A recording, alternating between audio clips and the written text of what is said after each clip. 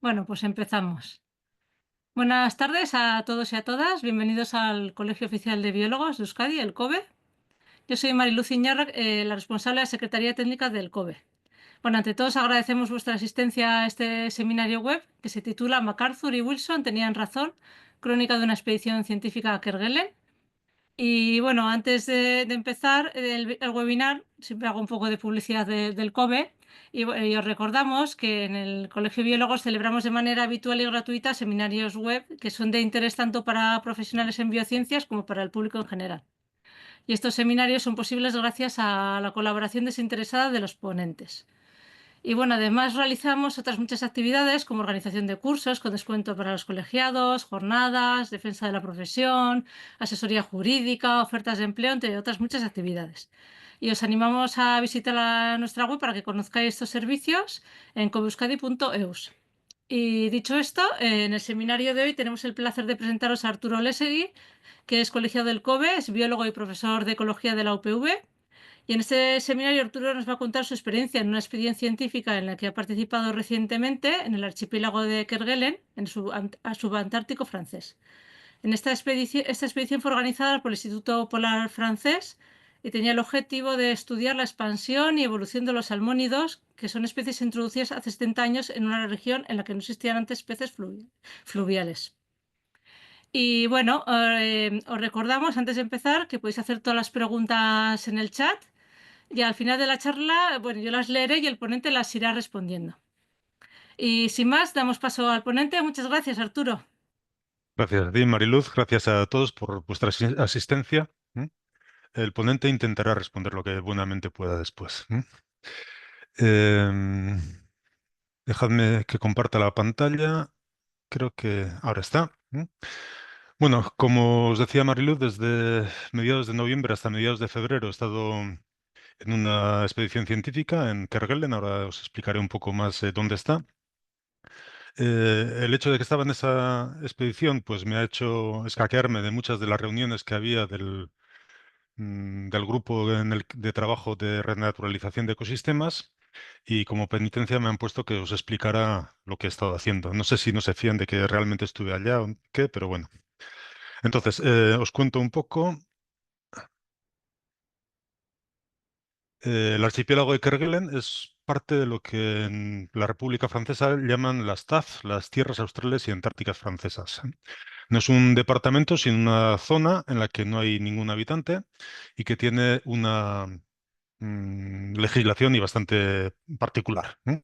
Está a latitud 49 sur, 70 este, digamos que a mitad de camino entre Madagascar y la Antártida, y es un conjunto de unas 300 islas que cubren como 7.000 y pico kilómetros cuadrados, más o menos es la superficie de la comunidad autónoma del País Vasco. Aunque la latitud es más o menos la de París o por ahí, el clima es mucho más frío, es un clima marítimo subpolar, con temperaturas medias de unos 4 grados, precipitaciones muy, bueno, por encima de los 1.000 milímetros y sobre todo es extremadamente ventoso. Ahí estamos en el círculo subantártico donde los vientos son prácticamente constantes. Son unas islas volcánicas no muy altas. La altitud máxima, no sé si veis el puntero, está en esta pequeña mancha de aquí abajo. Es el Monte Ross que tiene 1.800 metros.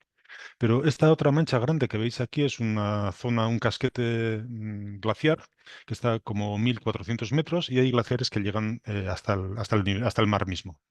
Es un paisaje muy diverso. La parte este, luego veremos, es muy llana, la parte oeste es muy montañosa y sobre todo es una zona extremadamente aislada. Seguramente desde el punto de vista de kilómetros hay zonas que están más lejos de otras zonas, pero las Kerguelen no tienen ninguna ruta comercial de nada. Entonces, la única forma de llegar allá es en barco desde La Reunión. Se tarda entre 12 y 14 días en llegar. La vuelta a nosotros nos ha llevado 22 días. Y no es un barco en el que puedas comprar un billete, sino que solo vas si vas dentro de una de estas expediciones del Instituto Polar Francés. Y el barco hace una rotación de 4 veces por año. O sea que en ese sentido estamos muy, muy apartados del resto del mundo. Em, Bueno, las Kerguelen, os cuento un poco, se descubrieron en 1772, una expedición que lideraba un tal Joseph de Kerguelen Tremarec. Y desde entonces, pues bueno, han pasado por allá lo típico, balleneros, exploradores, cazadores de focas, etcétera. ¿M? Desde 1893 pertenece a la República Francesa, y desde antes ya había bastante presencia de gente que intentaba lo que en aquella época se llamaba mejorar la isla. Por ejemplo, introdujeron el conejo en 1874. En los años, a partir de los 20, hubo varios intentos de cría de ovejas, de renos. Las ovejas, lo de las ovejas salió bastante mal, murieron algunos pastores de hambre. eh, el clima era muy duro para ellos. A partir de los años 50 se hicieron varios intentos de introducción de salmónidos y luego os contaré un poco más de eso. Y el Instituto Polar francés, lo que ahí pone el IPEP, que es el Instituto Polar Émile Victor, ¿m? Hace una campaña científica anual desde hace 75 años. Este era la 75 misión. Bueno, desde 2006 es una reserva natural que desde en el sistema francés es algo todavía mucho más mejor protegido, un nivel de protección más estricto que un parque nacional. Y hoy en día solo hay actividades científicas, no hay ningún tipo de explotación de nada, no hay turismo. No solo eso, sino que toda la parte oeste, digamos desde el casquete glaciar hasta hacia el oeste, es una reserva integral, donde está prohibida la entrada, ni siquiera los científicos llegan allá. Y en el resto solo se puede acceder con permiso y, como veréis ahora, de una forma bastante complicada. Bueno, la campaña 24-25 ha sido especialmente complicada porque en toda la Antártida y en el subantártico hay un brote de gripe aviar que está pasando, que está contagiándose a mamíferos. En la Patagonia, por ejemplo, el 80% de las crías de elefante marino han muerto. Entonces, el Instituto Polar francés estuvo a punto de suspender la campaña científica. De hecho, a 3 días de nuestra salida, nos dijeron que la salida se anulaba. Finalmente, accedieron a que nosotros fuéramos, bueno, nosotros y otros cuantos, pero hubo grupos cuya expedición se prohibió por temas de seguridad.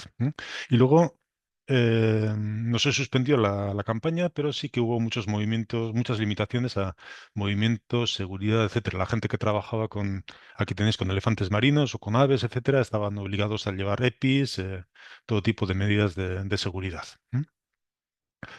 No solo eso, sino que el 14 de diciembre, igual no os suena, pero hubo un huracán en la isla de Mayotte. Mayotte es una isla que pertenece a Francia también, es un departamento minúsculo que está entre Madagascar y África.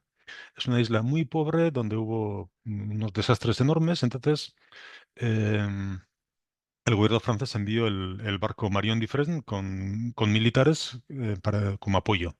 Y el Marion Dufresne es el barco este que os he dicho que hace 4 rotaciones al año. Entonces se nos dijo que seguramente la rotación que tenía que venir en enero se suspendería, con lo cual volveríamos en abril. ¿Mm? Bueno, luego nos dijeron que no, pero después nos decían que íbamos a salir de vuelta el 17 de enero y de repente el 15, cuando estábamos cenando, nos dicen, acabáis la cena, hacéis la maleta y salís pitando esta misma noche.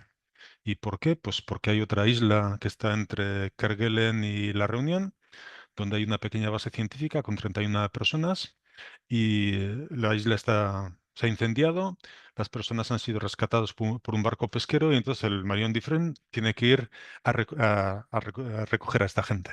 Entonces, como veis, pues bueno, hay muchos cambios sobre cualquier plan previsto.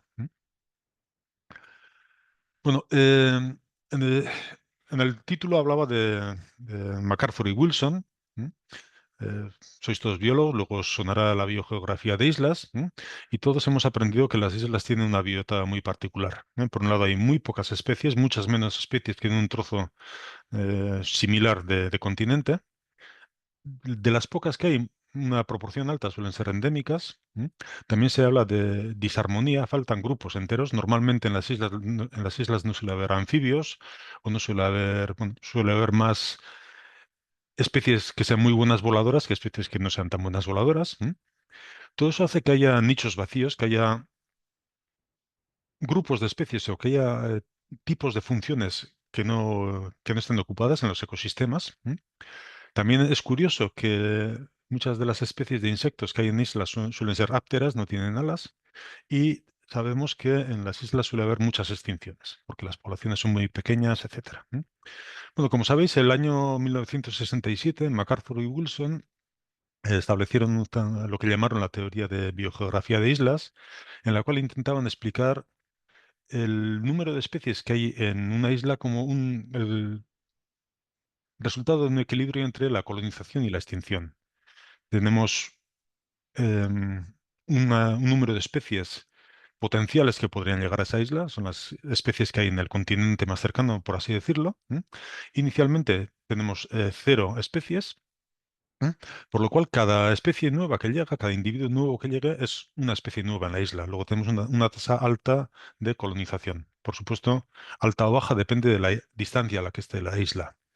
Conforme pasa el tiempo, la isla va llenándose de especies, con lo cual es más improbable cada vez que llegue una especie nueva. Eso hace que la tasa de colonización se reduzca, pero por contra, inicialmente, cuando no hay ninguna especie, la tasa de extinción es cero, y luego con el tiempo, con cuantas más especies tengamos, más aumenta la tasa de extinción, y hasta que llegamos a un equilibrio entre esos dos procesos. En consecuencia, tenemos un número más o menos constante de especies, pero que no un listado constante de especies, sino que estas van renovándose. Llegan especies nuevas y especies antiguas desaparecen. Esa es la teoría. Bueno, ¿cuál es la biodiversidad de Kerguelen? Por un lado, hay una cantidad enorme de especies marinas. Aquí tenéis 2 especies de albatros, el fuliginoso, el de ceja negra, elefantes marinos, pingüinos, delfines, etcétera. Solo hay un vertebrado terrestre, el Ana de Dayton, que veis aquí. ¿m? Casi no hay insectos y los pocos que hay una especie de mosca áptera y una mariposa áptera también. Hay 25 especies solo de plantas nativas y en este momento ya hay 75 especies de plantas invasoras. Por ejemplo, el Taraxacum officinale, que todos conocéis, que aquí es una planta muy corriente, allá es una de las invasoras más agresivas. En los ríos originalmente no había ninguna especie de pez, y en este momento, como invasoras, tenemos el conejo que se introdujo, el gato que se introdujo para intentar controlar al conejo, el reno y muchísimas especies de plantas que están teniendo un impacto enorme sobre el ecosistema. De hecho, antes la planta más abundante era esta que tenéis aquí abajo a la izquierda, la zorela, recuerda mucho al Selenium. em, Ahora no recuerdo, hay un Selenium de alta montaña en los Pirineos, que forma una especie de cojines. La cuestión es que esta planta en las Kerguelen crece desde el borde del mar, en zonas donde salpican las olas, hasta las zonas más altas. Esta segunda es la berza de Kerguelen, y esta es la acena que en este momento se está expandiendo bastante porque la zorela está en regresión porque los conejos se la comen. Algunos helechos, kelp, algas de estas pardas enormes, y como os decía, el Taraxacum, que está invadiendo, con otras muchas especies, está invadiendo gran parte del ecosistema terrestre. Bueno, en Kerguelen solo hay un lugar habitado, es una base, que se llama Porto Francés, o el puerto de los franceses, que está aquí donde marca la flecha. Y es una base científica donde hay más o menos 80 personas. Entre estas hay gente que es de la TAF, que es gente de administración, mantenimiento, etcétera. Hay unos cuantos militares, cuya función es, pues, mantener la soberanía del país. Gente que trabaja para la reserva natural, pues que hacen gestión de la biodiversidad, pues, trabajos de erradicación de especies, etcétera. Gente del Instituto Polar que hacen apoyo a la investigación, que son los que se encargan de montar los laboratorios o de mantener las cabañas, etcétera, y los investigadores. La persona que menos tiempo pasa son 2 meses y medio y la que más pasa 13 meses. Nadie está más tiempo de eso. Y, por ejemplo, no hay familias. Entonces, aquí en la foto de arriba veis lo que es Porto France. Yo no veo porque me estoy viendo la cara, pero aquí hay un edificio grande que es el comedor. Esto que veis aquí es el barracón de laboratorios y este tipo de barracones es los sitios donde están los dormitorios, etcétera. Entonces, allá se aloja todo el mundo en habitaciones individuales. Hay un comedor self-service que tenéis aquí. Todo el mundo trabaja en todo. Por ejemplo, hay que descargar la comida que llega con cada rotación de barco, pues hay una buena parte que es comida congelada. Entonces, el día que llega la comida congelada, llama arrebato a todo el mundo y todo el mundo a cargar cajas, a llevarlas, a meterlas en el congelador. Me sorprendió, no sé, es mi primera expedición de este tipo, pues mucha atención a la psicología, todo el mundo te está diciendo si te encuentras bien, etcétera, y una educación extrema. Todas las mañanas todo el mundo le da la mano a todo el mundo y es un poco, bueno, ya sabéis cómo son los franceses, pues allá eso se lleva al extremo. Y luego, bueno, pues fauna en todas partes. Un día vas a salir del laboratorio y no puedes porque hay un elefante marino que está guardando la puerta. Bueno, ¿cómo funcionan las expediciones? Una vez que estás en la base, no puedes salir de la base sin un plan de actividad que tiene que estar aprobado como mínimo 48 horas antes. Es decir, tienes que decir qué vas a hacer, dónde vas a hacer exactamente, cuándo vas a volver, etcétera. Hay en un radio alrededor de Puerto Francés de 2 horas más o menos. No se puede salir si son, o sea, como mínimo tienen que ser dos personas, como mínimo tienen que llevar una radio, un botiquín, una bolsa con ropa seca, etcétera. Normalmente allá se anda siempre con botas de goma, con catiuscas. ¿M? Nosotros íbamos con botas de pesca más altas porque íbamos a pescar. Si son más de 2 horas, hace falta como mínimo tres personas, dos radios, teléfono satélite, dos botiquines, etcétera. Comida, todo eso está súper reglamentado. Hay una red de cabañas, aquí tenéis una de ellas. Algunas de las cabañas están gestionadas por el Instituto Polar, otras por el TAF. Y en las cabañas hay de todo. Bueno, normalmente hay comida para poder pasar unas semanas allá. Casi siempre suele haber un panel solar para cargar el talkie-walkie, etcétera, la radio. En algunas incluso hay agua corriente. O baño. En muchas no hay casi nada. Entonces, ¿cómo funciona? Bueno, a veces se sale a pie desde Puerto Francés, toda la península Corbet, toda la parte llana del este. Pues vas a pie y hay cabañas en las que tardas 8 horas en llegar. Hay otras, la que menos yo creo que se tardan como 3, 4 horas. Pues tienes que llevar toda tu equipación, etcétera. A veces en lo que es la bahía de Morbihan, que es la bahía que está al lado de Puerto Francés, te pueden llevar en una zodia grande que tienen allá. Y en el resto del archipiélago se va en este barco que tenéis aquí, que se llama La Curios. Ahora os hablaré de este barco. Pero bueno, cuando vas a pie, pues duermes en cabaña y cuando vas en Zodiac te dejan también en un sitio y te recogen, te dicen, bueno, volvemos dentro de 3 días a recogerte, pero a veces no son tres, sino que son 6 o 7, depende de la meteorología. Y en la Curies también, pues te desembarcan y normalmente embarcas todas las noches y dormimos en el barco. En la Curios es un barco fletado por el IPEF, tiene 25 metros de eslora, 7 tripulantes, hay 12 camarotes para 12 pasajeros y normalmente se hacen eso, salidas de 5 a 7 días.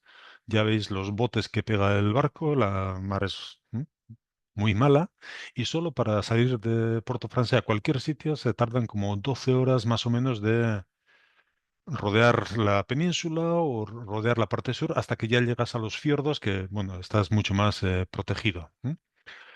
Lo dicho, la fecha de retorno no siempre es garantizada, es más o menos pues 5 días, más o menos 7 días.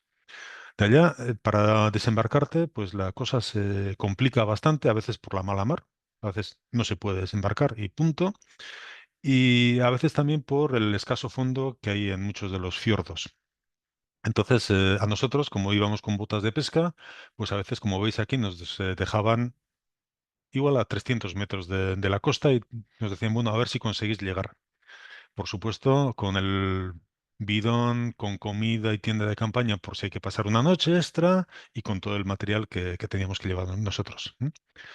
Por otra parte, en la Curious, la tripulación es gente ultra competente. conocen mejor que nadie el archipiélago y son entusiastas. Les encanta su trabajo, les encanta explorar y están todo el día jugando. Es el tipo por ayudarte y por hacer que tú no te lo tengas que jugar. La verdad es que la impresión que nos causó era inmejorable.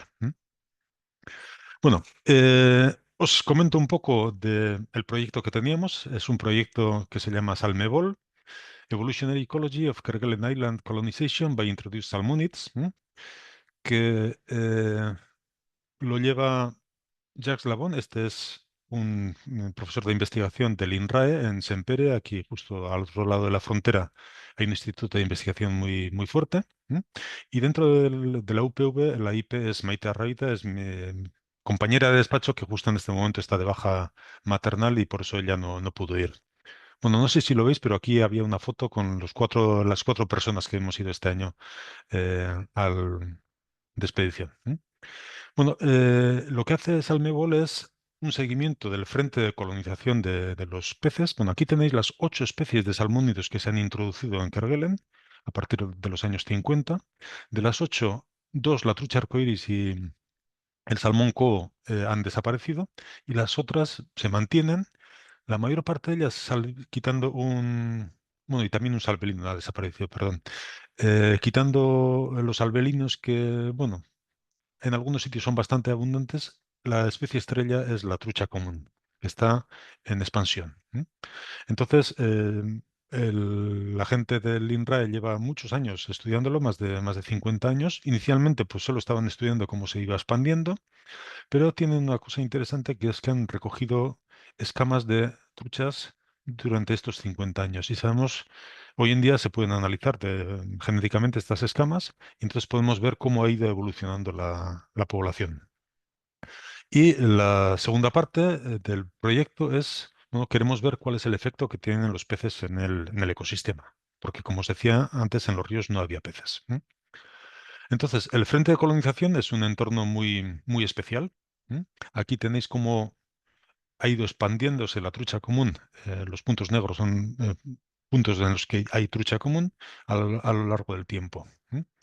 ¿Por qué es especial? Bueno, sobre todo porque una trucha que llega a un río en el que no hay peces se encuentra en un hábitat sin competidores, con lo cual su fitness, su éxito reproductor, se supone que se dispara. En una población ya bien establecida, cada trucha adulta tendrá por término medio un descendiente. En una población nueva, una trucha adulta puede tener 200, 400 descendientes, con lo cual el éxito reproductivo es muchísimo mayor. Y eso hace que las presiones selectivas cambien. Y eso, en teoría, debería impulsar que hubiera una rápida evolución. Entonces, precisamente es lo que se quiere estudiar. Y, por un lado, con los peces a nivel fenotípico, queremos ver cómo cambian las estrategias vitales, ¿m? Cuál es la proporción de truchas que migran al mar, que no migran, etcétera.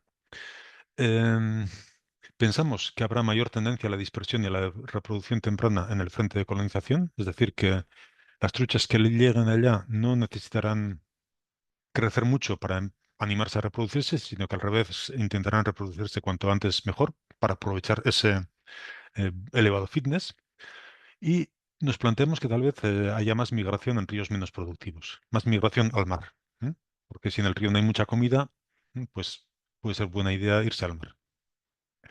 A escala genotípica o genética, pensamos que habrá un efecto fundador importante, es decir, que en el momento en el que se colonice un río u otro, habrá diferencias genéticas importantes entre los ríos porque dependerá de exactamente cuáles hayan sido los pocos individuos que han llegado allá.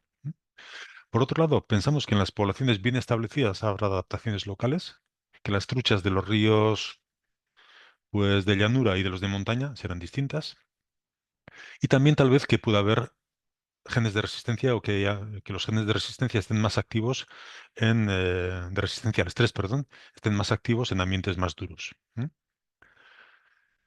En cuanto al ecosistema, pensamos que la invasión de los peces afectará a las comunidades que hay en los ríos, que comerán invertebrados, con lo que se reducirá su biomasa, Si hay menos invertebrados, habrá más biomasa de algas, más biofilm, y no sabemos muy bien interpretar cuál será el efecto sobre la biodiversidad. Pensamos que la reducirá, pero habría que verlo.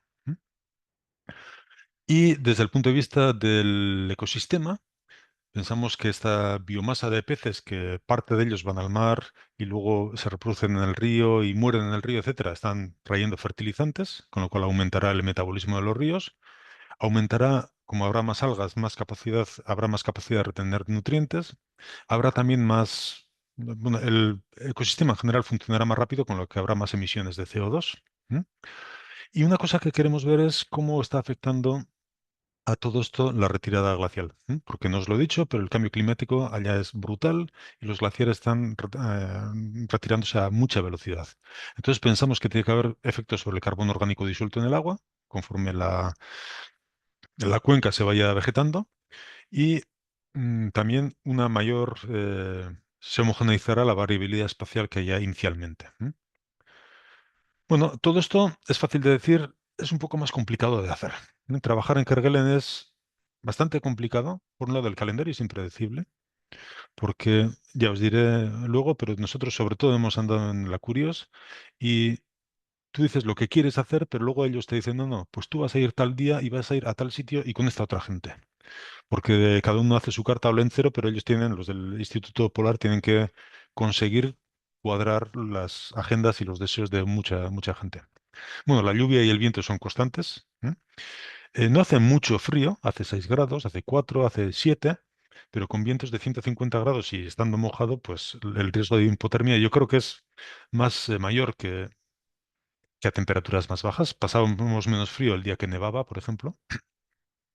Si hay cualquier problema, el rescate es difícil y lento o imposible. No hay helicóptero, no hay nada y te tendrían que sacar pues a pie hasta el sitio más próximo. El terreno es complicado, es pedregoso, en muchos sitios es cenagoso, hay que cruzar ríos que se resbala mucho, donde no te quieres caer y mojarte.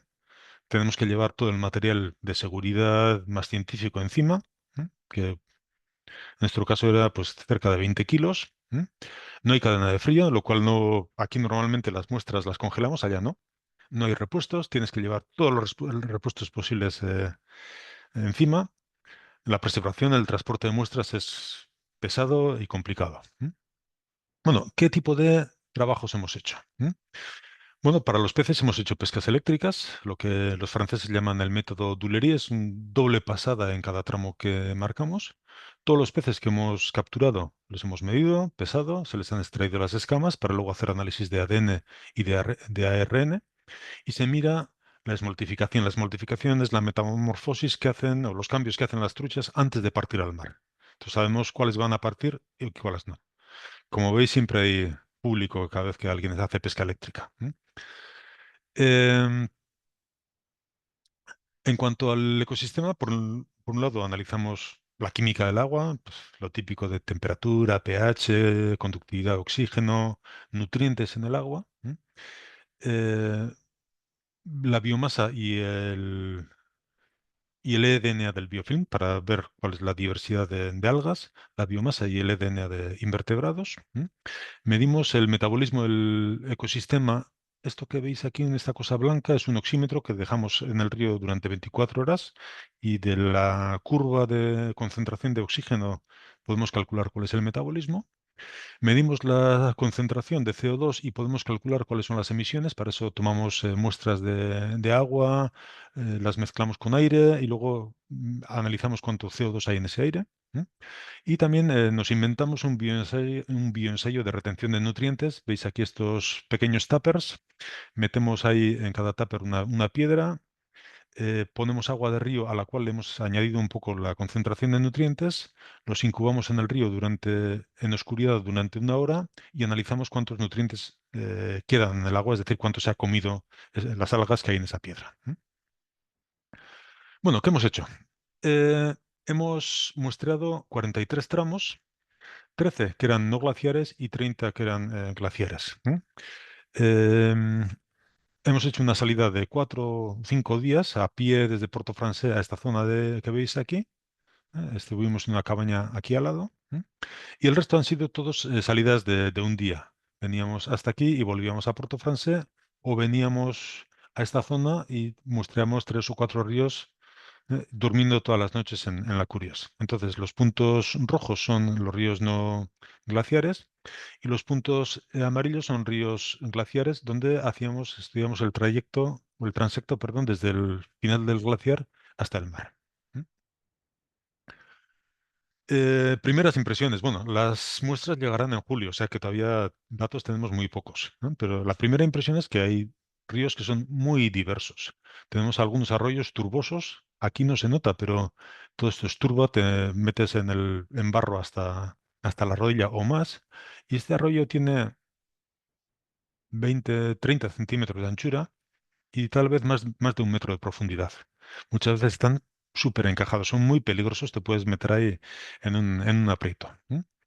Hay algunos arroyos costeros con macrofauna, le hace elefantes de mar, pingüinos, etcétera, ¿no? Que huelen a pis y a caca pues desde muy lejos. Entonces pensamos que hay de todos estos nutrientes que están llegando del río están afectando mucho a lo que tenemos.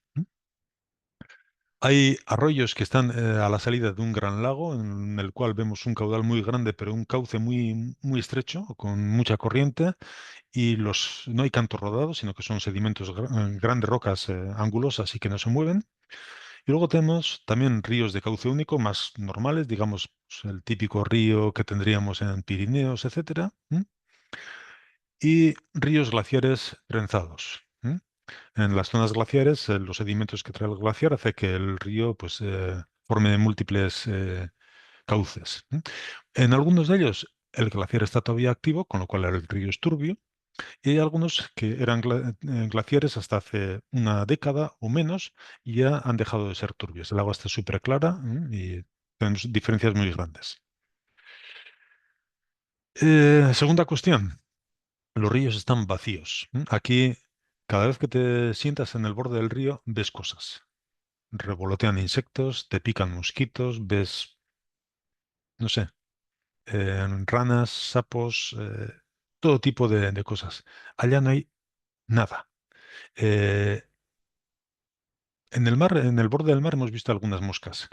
En el interior no hemos visto ni un solo insecto.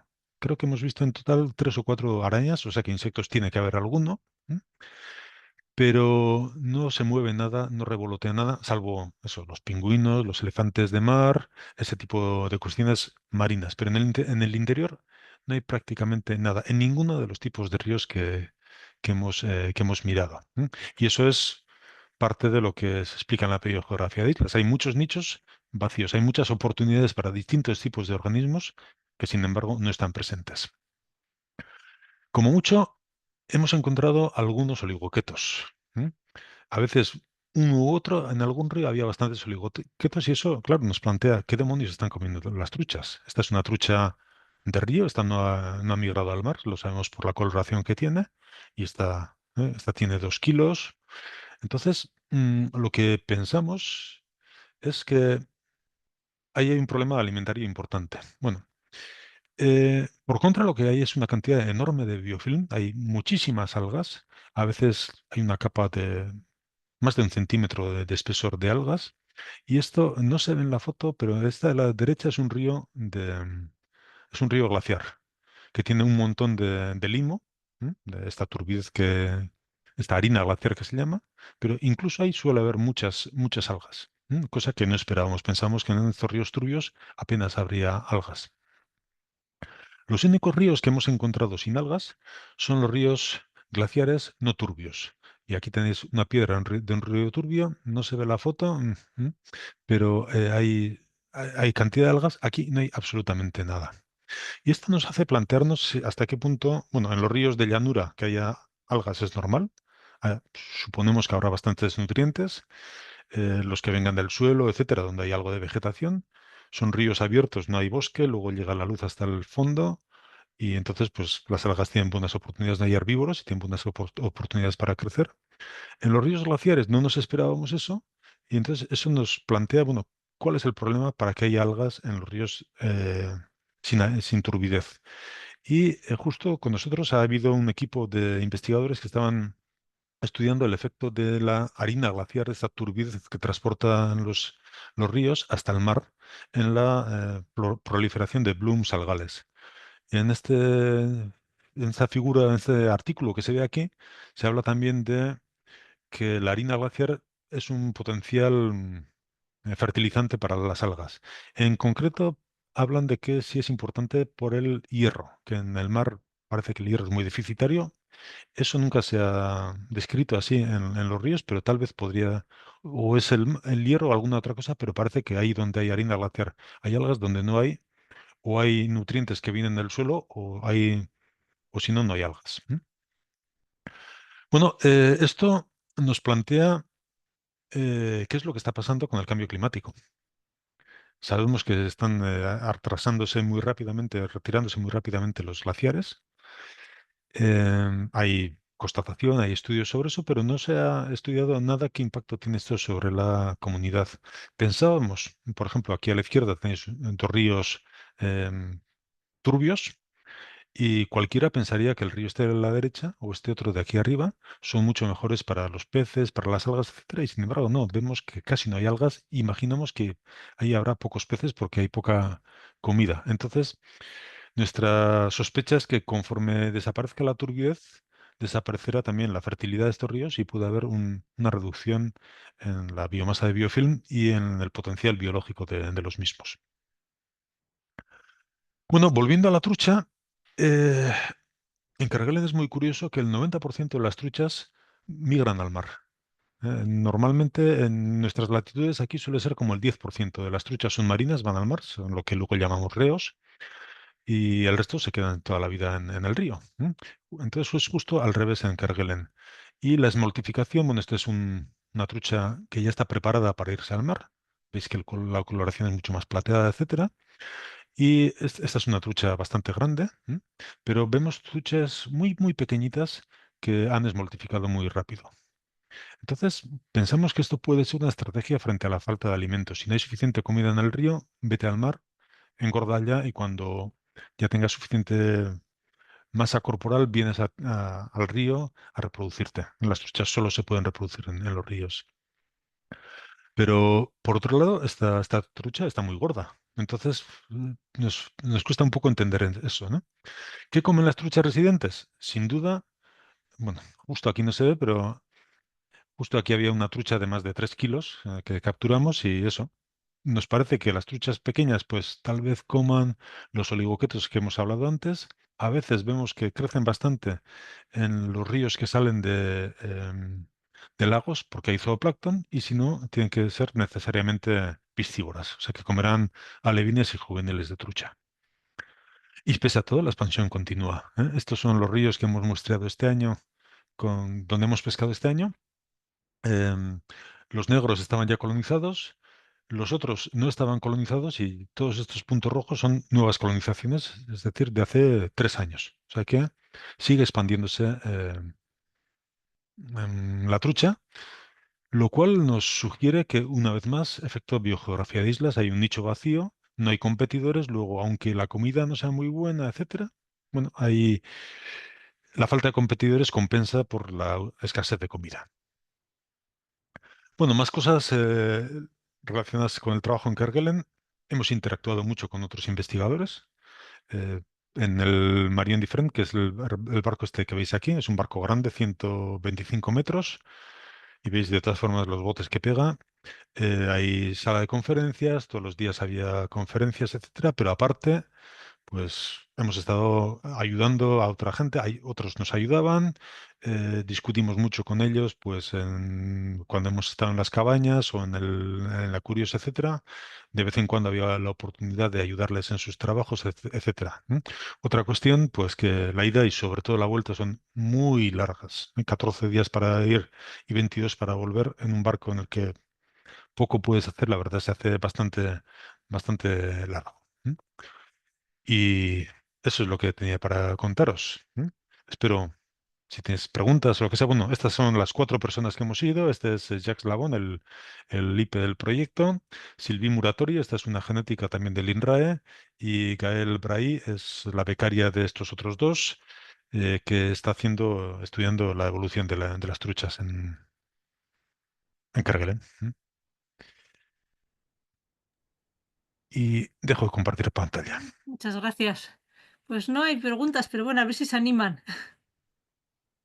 A ver, no sé por dónde tenemos que hacer las preguntas, pero bueno, yo hago directamente. Sí, Algo que sí. me ha venido a la cabeza de repente. ¿Qué hacen con los residuos? Una.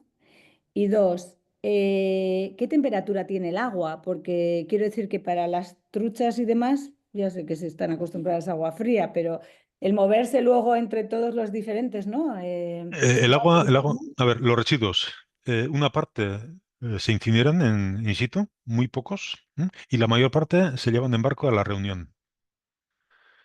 O sea, todo viene de la reunión y todo va a la reunión. Temperatura del agua en el mar está entre 2 grados y medio. ¿M? En los ríos cambia mucho. Hay ríos, hemos medido algunos ríos a 16, 17 grados, cosa que no nos explicábamos porque eh, fuera hacía bastante más frío que eso. ¿M? A ver, Asier, Sí. mano levantada, venga.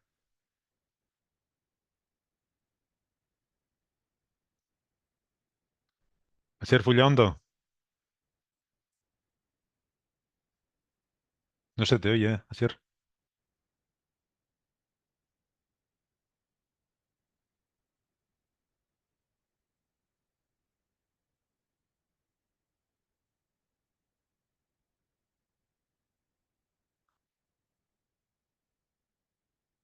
Asier,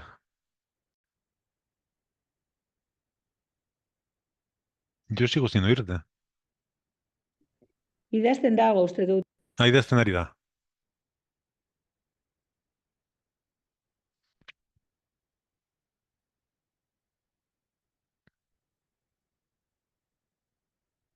Luca, A Esaten ver, ari da ez doala aupa, mikroa. aupa kaixo, ez dakit entzuten dan. ahí, ahí. Vale, bueno, voy a hacer en castellano, perdona. Igual me desvío ligeramente de lo que ha sido el estudio, pero estaba preguntándome a ver si cuando se hicieron las introducciones en los 60 de los salmónidos, a ver si se hizo con algún tipo de garantías en cuanto a parásitos, por ejemplo, nemátodos que puedan estar afectando a su supervivencia. Y luego relacionado con eso, a ver si al mismo tiempo esa disponibilidad de salmónidos se ha estudiado si afecta también en las poblaciones de otros vertebrados que hay en la isla. Vamos a ver. No, no había ninguna garantía sanitaria. Bueno, yo creo que lo hicieron lo mejor que pudieron en los años 50, pero las posibilidades que tenían entonces eran mucho menores que ahora. De hecho, ya os he dicho antes que el salmón Chinook desapareció y desapareció porque a la vez que el salmón trajeron un patógeno del salmón que fue el que lo estirpó. Em, Hoy en día las cosas han cambiado mucho. Cada vez que desembarcas y que vuelves a embarcar, tienes que pasar un protocolo de bioseguridad un poco kafkiano. Tienes que pasar la ropa con aspiradora, limpiar todas las suelas de las botas, etcétera. Se lo llevan, se lo trabajan bastante. Efectos de las truchas en otras especies. Bueno, sabemos que, por ejemplo, los charranes, veíamos nosotros cómo pescaban truchas, y pensamos que ahora ahí entran muchos más aves marinas río arriba para comer las truchas. ¿Qué es lo que pasa en la parte marina? No se sabe. En la parte marina, las poblaciones de pingüinos, elefante marino, etcétera, están aumentando mucho, pero el efecto es sobre todo por la protección. O sea, como os he dicho, es reserva natural desde 2006, creo recordar. Entonces, antes pues se cazaban, etcétera, ya están estrictamente protegidos y las poblaciones están aumentando. Nos imaginamos que sí, que los pingüinos se alimentarán de estas truchas. Los elefantes marinos no. Había un grupo estudiando, bueno, habéis visto algunas fotos. Los elefantes marinos, y es muy curioso porque les ponen unos registradores se los pegan en la cabeza y inicialmente registraban solo pues, posición, era GPS, pero ahora les hacen medir todo. Estos elefantes hacen que, bueno, van nadan como 14.000 kilómetros al año, van hasta la Antártida y vuelven y registran temperatura del agua, salinidad, clorofila en el agua, es decir, plancton, graban y todo. Entonces, sabemos que los elefantes marinos no se alimentan en la costa, sino que se alimentan bastante lejos de ella, por lo cual no pensamos que no tienen interacción con las truchas.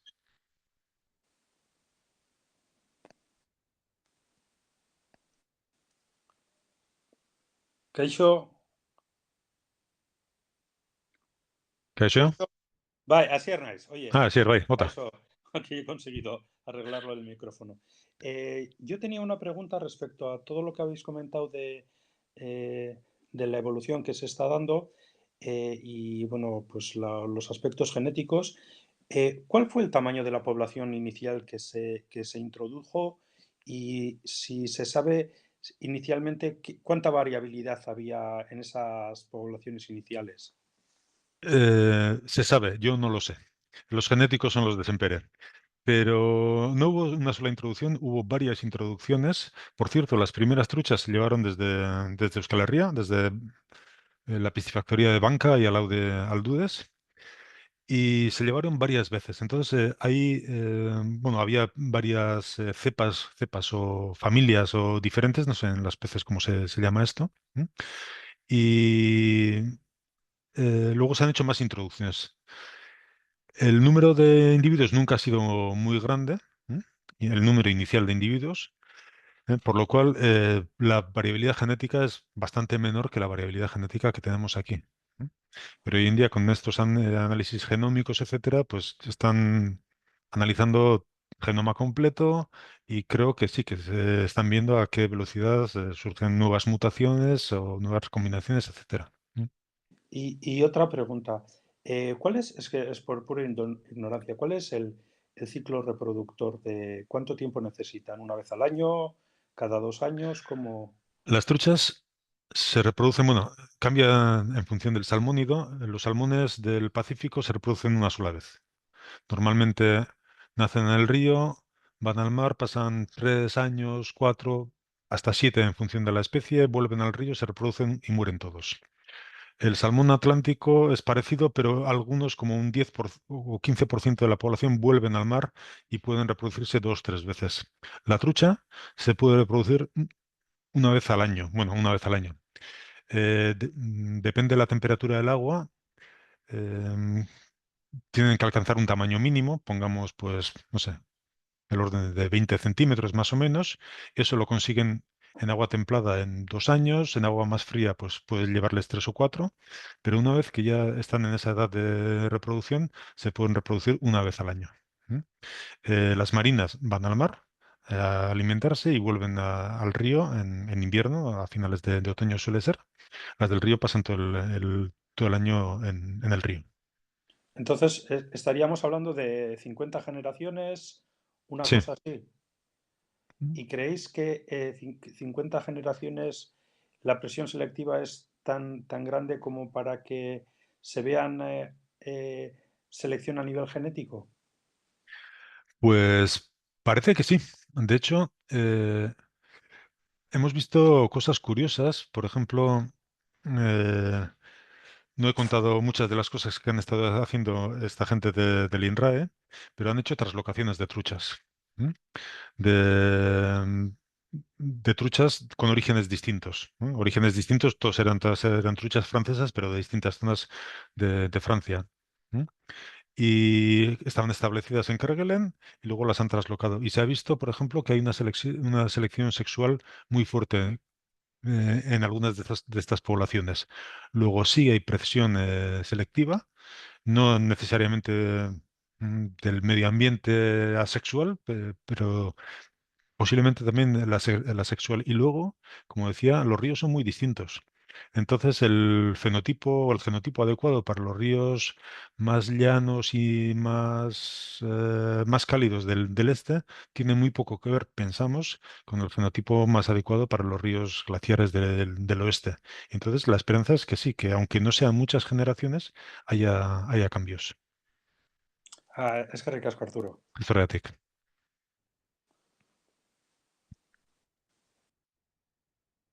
No sé si más preguntas por ahora, ¿no? ¿Alguien más Es anima? que no consigo levantar la mano, no sé, soy bastante cafre con todas estas Bueno, cosas. levanta la voz, venga. No, una curiosidad, hay mucha erosión. Qué tipo de roca? Igual has dicho, Arturo, pero no me acuerdo. ¿Qué No, no he tipo? dicho. Casi todo es basáltico, Ujú, quitando un pequeño parche de granito en la parte sudoeste. La erosión depende de la zona, es enorme.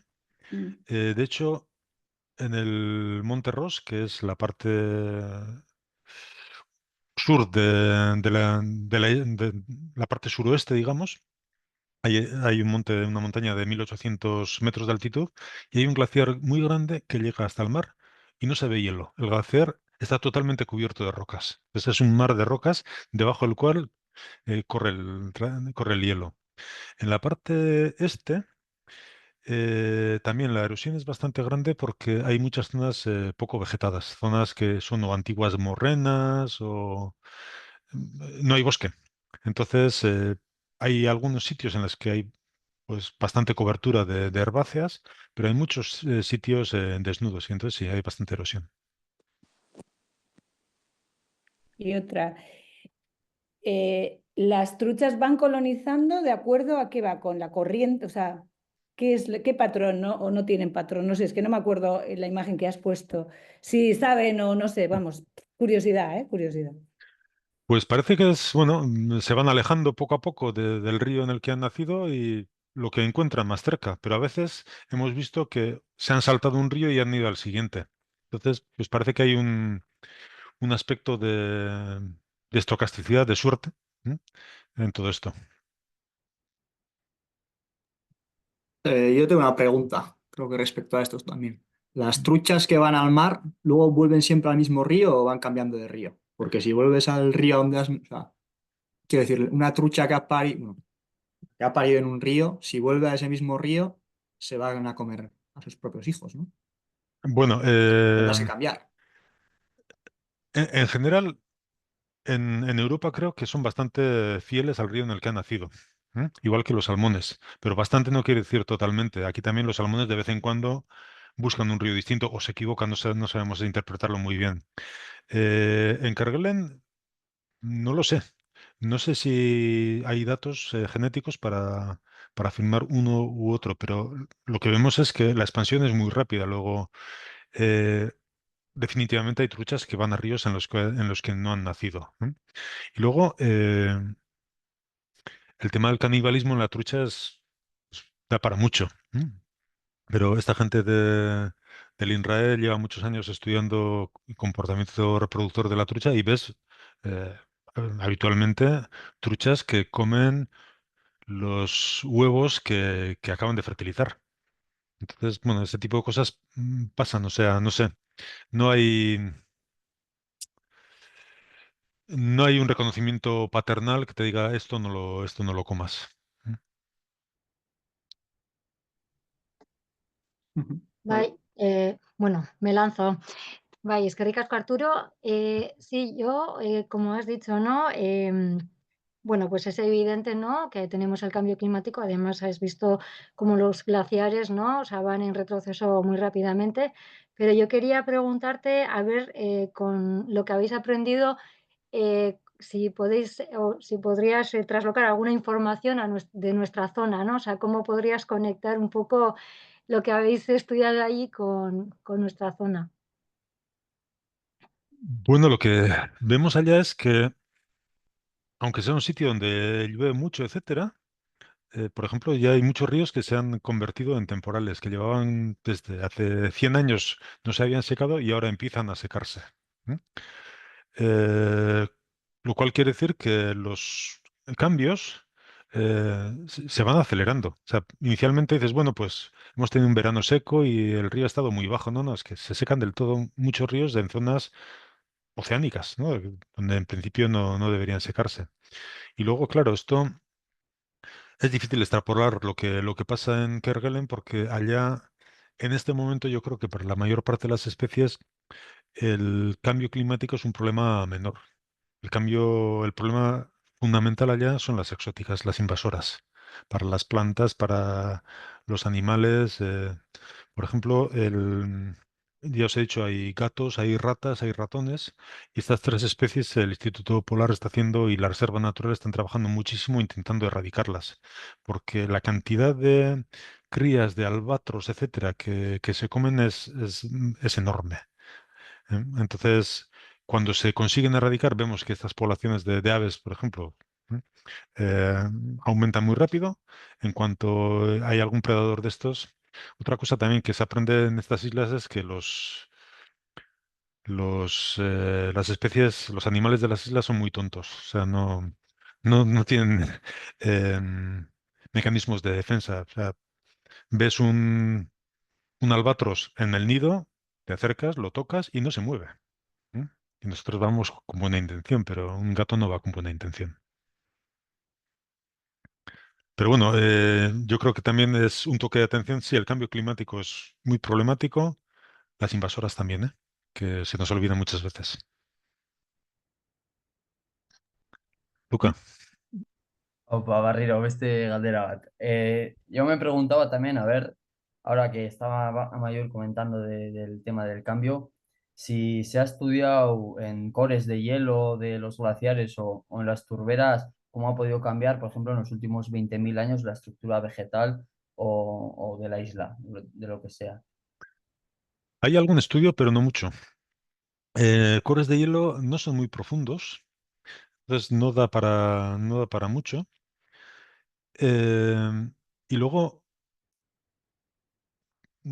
creo que la vegetación da muy poco juego. O sea, tienes, como he dicho, 25 especies y no hay más.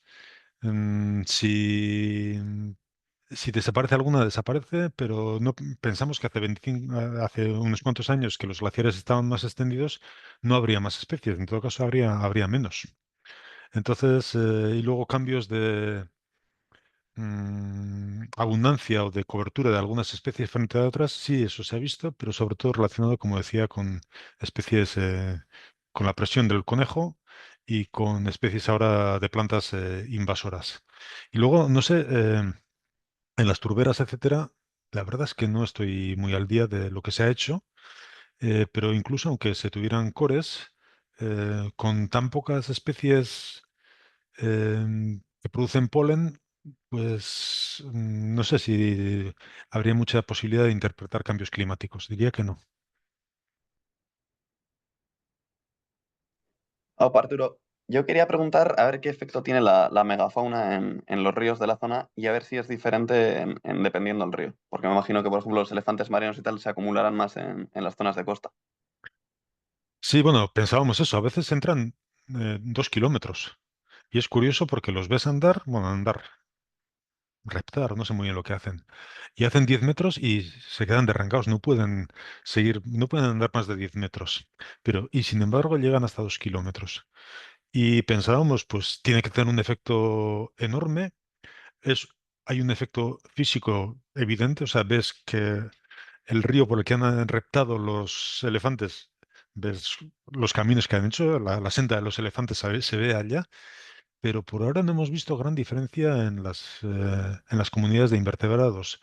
Solo había oligoquetos. Es cierto que en el río con más elefantes marinos había más oligoquetos, pero bueno, son observaciones anecdóticas. Las muestras llegarán en julio y luego tenemos mucho trabajo por delante viendo un poco, procesando esas muestras.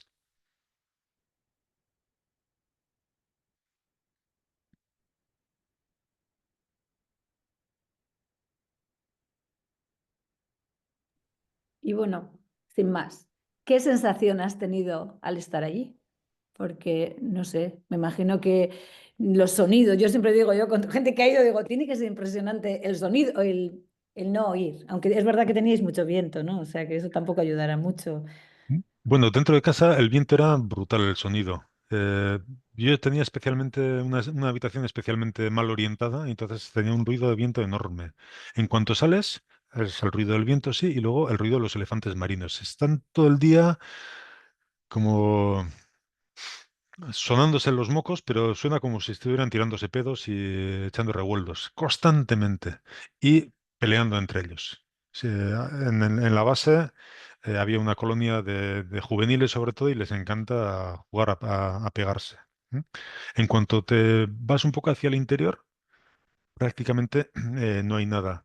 Las sensaciones, bueno, hemos pasado un mes y medio con la gota colgando de la nariz, o sea, constantemente con frío, no un frío enorme, pero cuidándonos mucho unos a otros, o sea, que nadie se enfríe, a ver que esta persona vemos que se está retrasando un poco, a ver qué pasa, hay que parar para comer, pero a ver cómo lo hacemos para dónde nos refugiamos, que no es fácil, ¿no? Entonces, era eso de cuidado, cuidado, cuidado, no te tuerzas un tobillo, no pierdas la radio, no, era andar con mucho cuidado constantemente.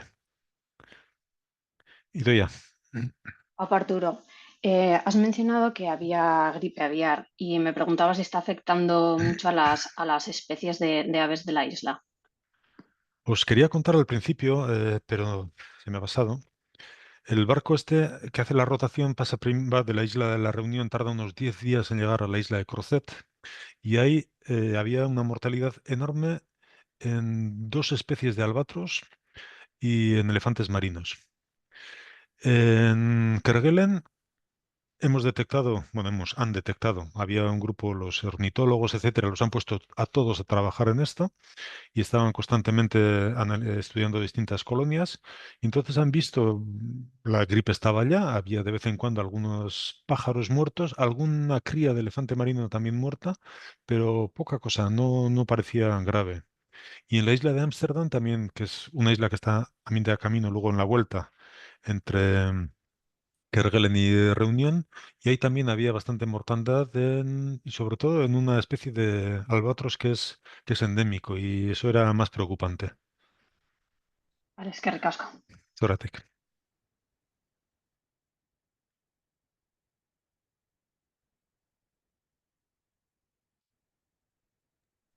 Y la transmisión, bueno, si no pregunta nadie, yo por preguntar, y la transmisión bueno, de esta enfermedad, ¿qué viene? Se mueven tanto, bueno, ya sé que se mueven mucho los pájaros para la derecha y para la izquierda, pero ¿puede ser también detrás del barco van aves o no? Cuando el barco se mueve, os quiero decir, ¿qué es lo que ha podido? No, vamos a ver. Estas aves, los albatros, Se mueven. se mueven, no es que se muevan, dan Sí, sí, van, por eso. vueltas y vueltas y vueltas al mundo, constantemente están Ya, moviéndose. Y por los eso. pingüinos lo mismo, ¿no? Mm. Entonces, hay algunas colonias, en Kerguelen hay colonias de 500.000 pingüinos de una especie. Entonces, eso es un hervidero de virus de todo tipo, ¿no? Y muchas de estas colonias, en muchos sitios, están en contacto las aves con los elefantes marinos, con las autarias, hay algunas otras especies. Y bueno, de vez en cuando salta el virus, pues como saltó, no sabemos muy bien de qué, a los humanos el COVID, pues lo mismo salta de ave a mamífero. Y cuando tienes densidades tan altas es más fácil que haya alguna mutación que empiece a saltar de mamífero a mamífero. Y eso es lo que ha pasado en la Patagonia y eso es lo que parece que ha empezado a pasar en Kerguelen, pero por ahora no parece que las variantes que se está viendo allá sean muy letales. Entonces, bueno, el peligro no es muy grave por ahora. Otra pregunta. Quería preguntarte también el efecto que tiene la pesca industrial en las comunidades terrestres, bueno, terrestres, las que luego también, pues pingüinos y todo eso que está en la isla, porque si no me equivoco, el área circundante de mar está protegida, pero siendo bichos que se mueven tanto, igual tiene un efecto también, ¿no? Bueno, por un lado tenemos el área de la isla y alrededor que está protegida, sí, pero luego justo más allá, lo que llaman hay una especie no es una plataforma, pero es como un continente sumergido, es decir, hay una zona bastante somera donde hay una pesquería muy importante. De hecho, la mitad de la pesca de toda la República Francesa se hace en Kerguelen.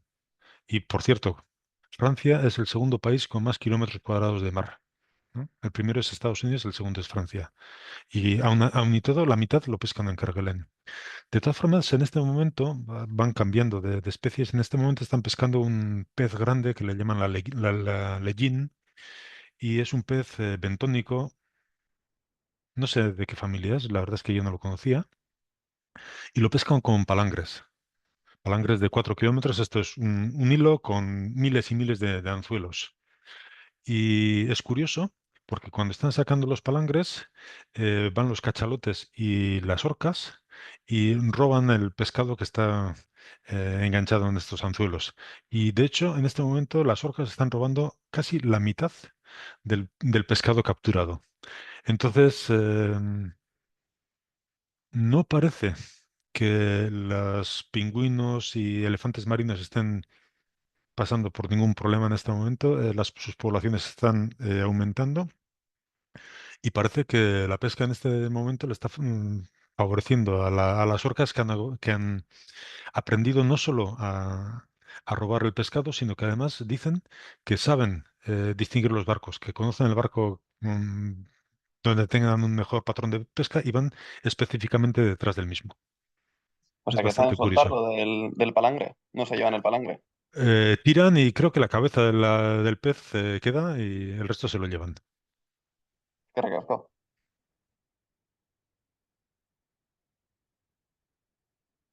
Yo una duda. Has dicho que había un ave terrestre, un pato, ¿no? Creo que era Sí, un anas. ¿Es endémico o ha llegado desde...?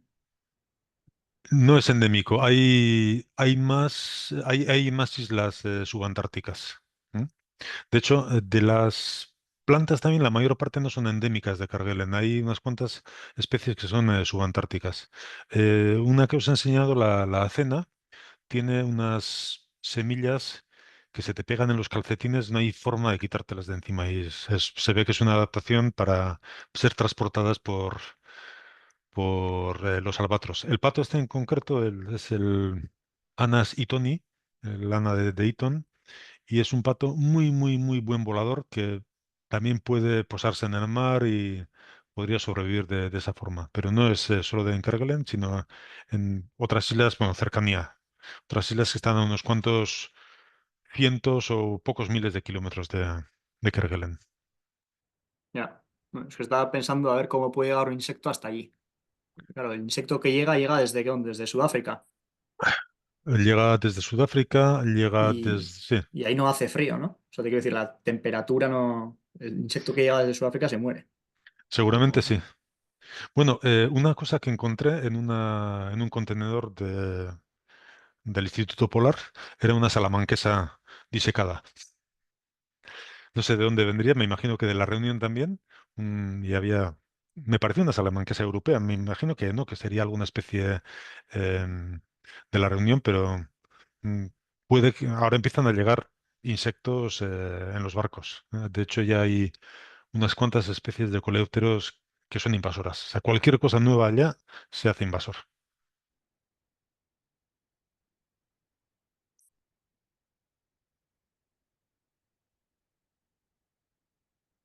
Luego, en cuanto a insectos también, lo que decía, hay unas cuantas especies ápteras porque volar es muy mala idea cuando tienes 150 kilómetros por hora de viento.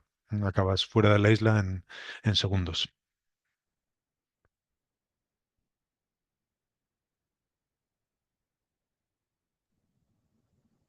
Si se abren más preguntas. ¿Hay algún plan para erradicar las invasoras? O... Ahora, sobre todo, están poniendo el empeño en que no entren más. Ya os digo, estos planes o estos protocolos de bioseguridad.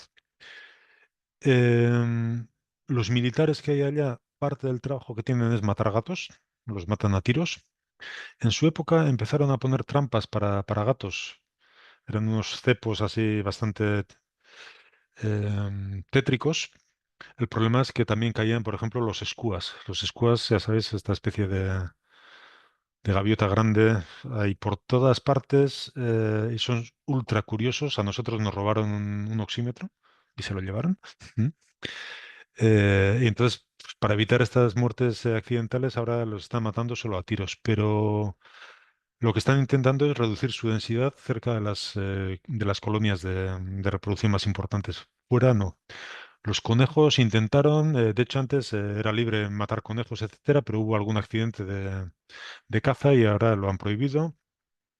De vez en cuando hacen campañas de erradicación de renos, pero el terreno es muy grande, muy complicado de andar, entonces pues no son muy exitosas. Sí que erradicaron el muflón, que lo habían introducido, pero solo en una de las islas, entonces era más fácil. Introdujeron también vacas que las consiguieron erradicar, también ovejas, y con las plantas pues lo están intentando, pero es muy difícil.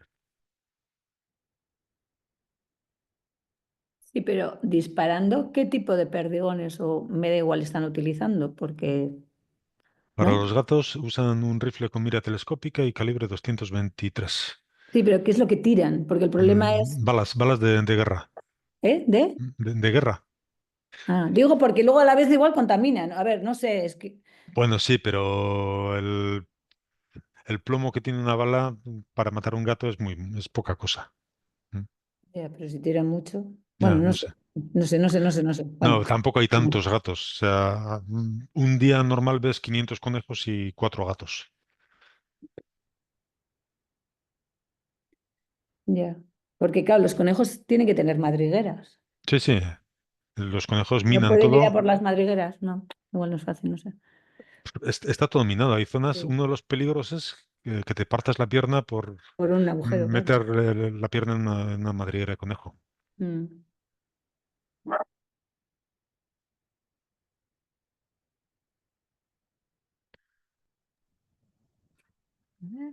Bueno, no sé si habrá ya más Bueno, preguntas, si no ya eh, lo yo te iba a dejamos. decir eso. Si os parece, lo dejamos. Creo que todos somos conocidos, o sea que ya cuando queráis me habláis o me escribís o me llamáis o estamos. Sí, pues nada, muchas gracias a todos, especialmente a ti Arturo por De nada, a esta interesante vosotros. charla. Y a vosotras. Y bueno, lo dejamos aquí entonces. Bueno, Venga, hasta la próxima. un saludo. Bueno, Adiós. eskerrik asko. Agur. Casco agur.